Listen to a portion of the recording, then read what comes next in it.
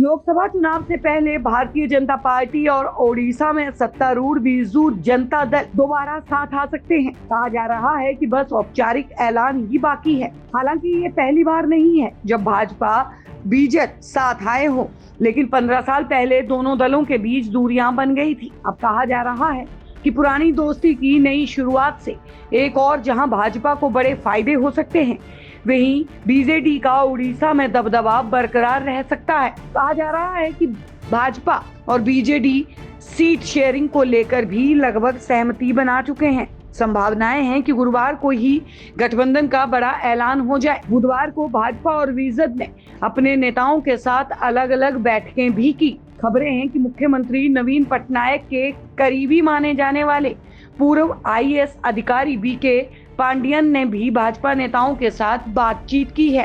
हाल ही में बिहार के मुख्यमंत्री नीतीश कुमार ने एनडीए में दोबारा वापसी की थी। इसे एक और जहां विपक्षी गठबंधन एनडीए के लिए झटका माना गया, वहीं भाजपा के लिए ये मनोबल बढ़ाने वाला रहा, क्योंकि कुमार को ही विपक्षी एकता का सूत्रधार कहा जाता था। अब अगर पटनायक एनडीए में वापसी करते हैं तो मजबूत क्षेत्रीय साथी पाकर भाजपा का मनोबल और बढ़ सकता है। इस बार एनडीए 400 पार का नारा दे रही है। भाजपा के लिए लक्ष्य के करीब आना और आसान हो जाएगा। राज्य में लोकसभा सीटों की संख्या कुल 21 है। बीते लोकसभा चुनाव में यहां बीजेडी ने 12 सीटों पर जीत हासिल की थी, जबकि 8 सीट पर भाजपा दूसरे स्थान पर थी।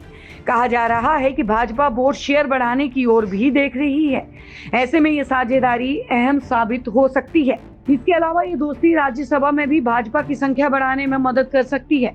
फिलहाल बीजेडी के राज्यसभा में 9 सांसद हैं। एक रिपोर्ट के मुताबिक दोनों दलों के बीच गठबंधन की अटकलें तब भी शुरू हो गई थी जब बीजेडी ने केंद्रीय मंत्री अश्विनी वैष्णव की उम्मीदवारी का समर्थन दिया था। साल 2014 में विधानसभा में यहां कांग्रेस ने 147 सीटों पर चुनाव लड़ा और 16 पर जीत हासिल की, जबकि भाजपा 10 पर थी। 2019 चुनाव में कांग्रेस घटकर 9 सीटों पर आ गई और भाजपा बढ़कर 23 सीटों पर पहुंच गई।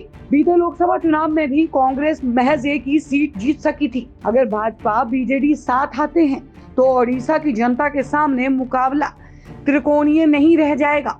रिपोर्ट की माने तो पटनायक और बीजेडी के एक वर्ग को कुछ आपत्तियां थी, लेकिन पांडियन ने दोनों के संबंध मजबूत करने की पहल की। रिपोर्ट में बीजेडी सूत्र के हवाले से कहा गया, अभियान पांडियन की तरफ से चलाया गया था। कहा जा रहा है कि बीजेडी ओडिशा विधानसभा में अपनी ताकत बनाए रखना चाहती है। रिपोर्ट में सूत्रों के हवाले से बताया गया कि नई सीट शेयरिंग डील के तहत भाजपा लोकसभा चुनाव में ज्यादा सीटों पर लड़ेगी, जबकि बीजेडी राज्य की 147 विधानसभा सीटों में से 100 से ज्यादा पर मैदान में उतर सकती है। आप देख रहे हैं सौगंध टीवी, सौगंध वतन की।